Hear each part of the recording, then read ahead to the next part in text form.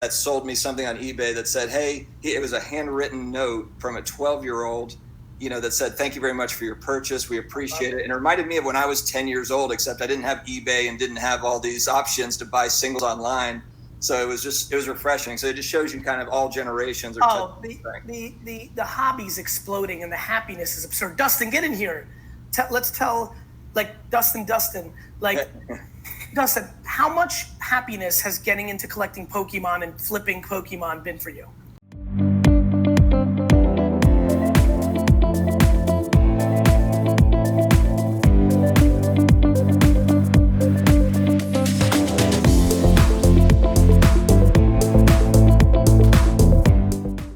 Hey, sports card collectors and investors, I hope that everyone is having a great day. I'm actually in a little bit of pain. I went to the pool over the weekend and I think I actually have one of those inner ear infections from the chlorine water. So I don't know, I'm kind of just fighting through it. But anyway, I wanted to get this video out to you. This is kind of more of a general video for newcomers and maybe people that are getting back into the hobby. And it's just basically various places to sell your cards, whether it be an old collection and you're just trying to figure out values, or if you are currently in that, buying and selling mode, and maybe there's a couple of these that I mentioned that you have not heard of before. And so ideally, this is just to give you just some other options. I'm not going to go into a huge, broad overview on each one. It's more just kind of a 30,000 foot view, of each of these, with some honorable mentions in there as well.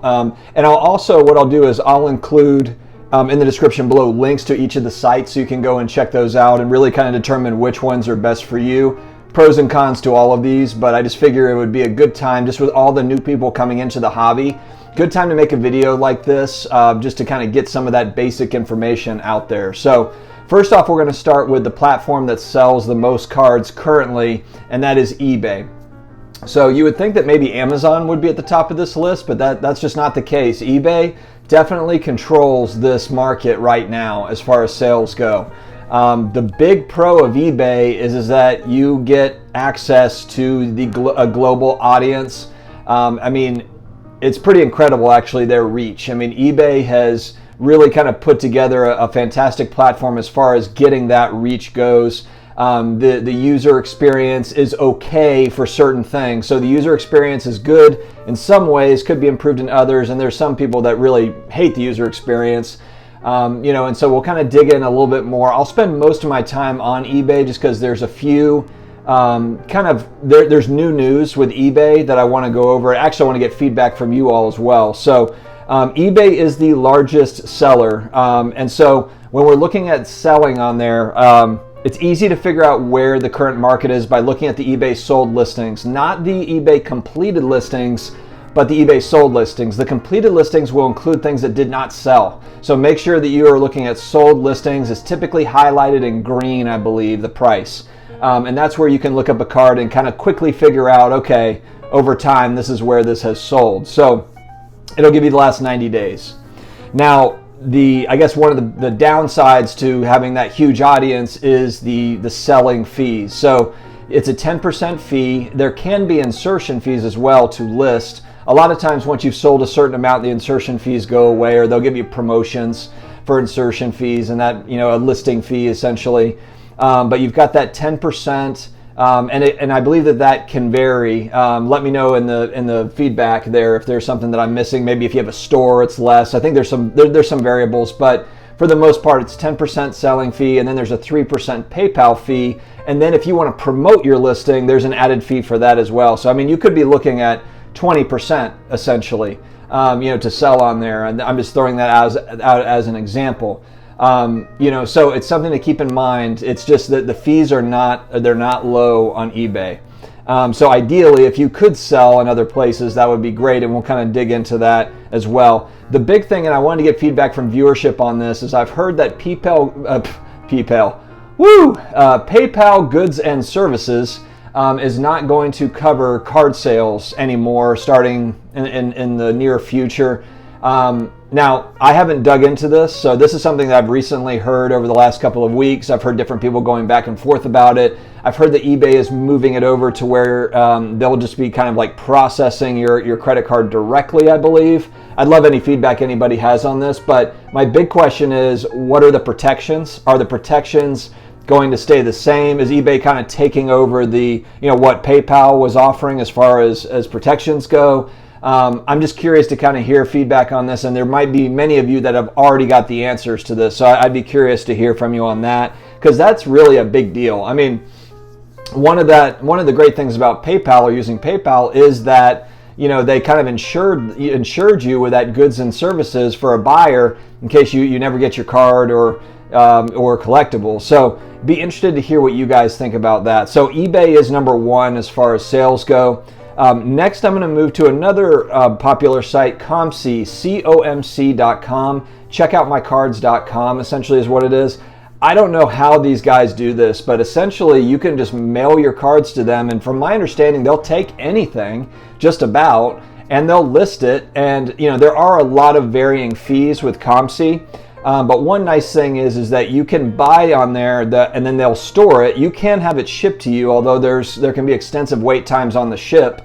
Or you can just have them store it for you there, and then when you're ready to sell, you can just sell off of COMC. So it's kind of a nice way, it can be, to buy and sell without a lot of hassle. They've got some nice tools on there. I have not personally actually sold on COMC yet. But I think that it will be something that I look to do probably in the next, within the next 6 months. I'm sure I'll sell something on COMC. As far as fees go, I'm showing a 5% sales price fee. I believe that there's some other variable fees as well. And then there's a 10% cash out fee. So those are things that you have to figure out, as you're buying and selling.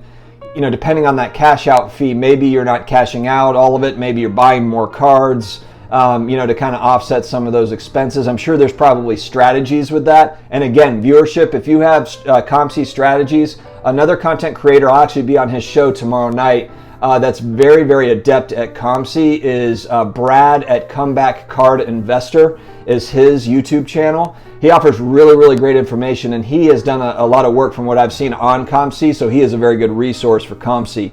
My Slabs is another option for sellers, and this is another one where I've not dug into becoming an approved seller for them. And the idea, from my understanding with My Slabs, is that they're really vetting out sellers to kind of weed out bad sellers, if you will. And so their fees, now I believe it's 1% of the sale is the fee. So I believe fees are very, very low on My Slabs. It's just they're very protective of who's selling, but that's the whole idea. I mean, they're trying to make it so that you can have very comfortable transactions. They're trying to create a trusted, selling resource. So I really appreciate it. I really appreciate any type of innovation that is outside of eBay. I love eBay. I love the service that they offer. Obviously, they give all of us, many of us, the reach to be able to sell a lot of cards and buy a lot of cards easily.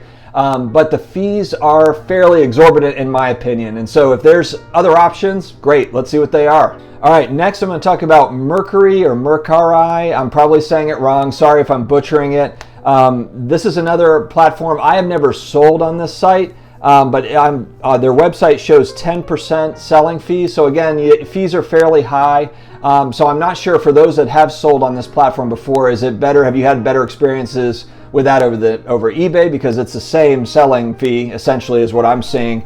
Maybe there's some added benefits that I just don't know for that particular platform, but that would be another one to check out. It's another potential buying and selling site for cards. All right, social media sites. So Facebook, Facebook Marketplace, Facebook groups, Twitter, Instagram.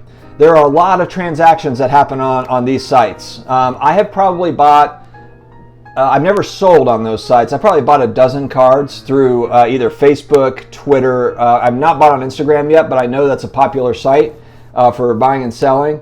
And so, I've had no problems whatsoever with those dozen cards that I've bought on those sites. It's all a matter of building relationships with people there, though, and there's some great groups that you can get vouches. So hey, I'm about to buy this card from so and so. Can anybody vouch for him or her? And that helps to kind of, again, you're taking some of that risk away. And from what I've seen, I think the majority of folks on there are easy to deal with, and you have a good experience. It's just watching out for the smaller percentage that might not be looking out for your best interest. And so just making sure that you have a fairly smooth transaction, especially if you're buying maybe a higher end card. I mean, if you're buying a lower end card, then maybe you're willing to take that risk if it's a $5 or $10 card. But it's all about building relationships on those sites, seeing other people talk about the transactions. Oh, I had a good experience with so-and-so. So I think that over time, it's just going to become more and more comfortable for the Twitter sales, the Instagram sales, and the Facebook sales for sports cards. All right, for those that are fairly new or getting back in, I've actually been getting more and more questions, and it's the same question, and so I want to make sure that I'm answering it. How do I know the value of my cards? And is Beckett still the way to go for values? And I think the majority of the hobby will tell you that eBay sold listings is really the most up-to-date price guide that we have currently. Are there other resources? Yeah, absolutely. But a very quick way to figure out what a card is worth is through eBay sold listings. Now, you might have instances where it's a fairly rare card or you can't find it on eBay or it's beyond that 90 days. And so it's easy to go into Facebook groups or onto social media, whether it be Twitter or one of these places, maybe post a picture and say, hey, has anybody seen this card? I can't figure out value. People appreciate those sorts of posts where they can actually help if it's something that's not sold very often. I think where folks get annoyed on those things is when you have a post that is a Luka base Prism rookie, PSA 9, PSA 10, or raw or something. What is this worth? And it's like, what? You can easily, there's so many transactions of this card, you could just very easily click over to eBay and figure this out. And so I see a lot of those as well. And so I guess just for those getting back into the hobby or brand new, it's all about just, look at eBay sold listings first. If it's fairly rare, then you can most likely get help through people that you're building relationships with on social media. Okay, a couple of other options. Stockx, the sneaker company, also sells cards. I have never bought and sold on those sites or on Stockx. I've not bought and sold on Stockx yet, but I've heard good things. It's worth a shot. Check it out. I'm going to put the links for all these sites down below. The other two sites, fairly new innovation, although the one I will talk about is not a new company. It's 20 years old. Stock and The Pit are two sites that I believe that there are some differences between the two, but essentially they are more operating on where you are selling your card as a stock. So I believe the way that it works is you send them the cards, it's kind of held in storage, and then you are trading it more kind of like how a stock is traded without actually touching the product. So those are also two very good sites to check out, and I'll put the links there as well. I don't have any affiliation with any of these. These are just selling sites that could be an option for you. So anyway, guys, I hope that this was somewhat useful. Maybe there was a few sites on here you had not heard of that you could take another look at. These are not the be all end all. These are probably not all the sites where you can sell. There's plenty of sites on the internet where there's cards being sold. So but these are just some that kind of stuck out for those that are asking. So hey guys, thank you very much for tuning in. If you have not subscribed yet, we have 180 plus videos on this channel about collectibles investing, sports card investing, comic book investing, all things personal finance and collectibles. It's a fun time. So subscribe and we will see you again soon. Thanks guys.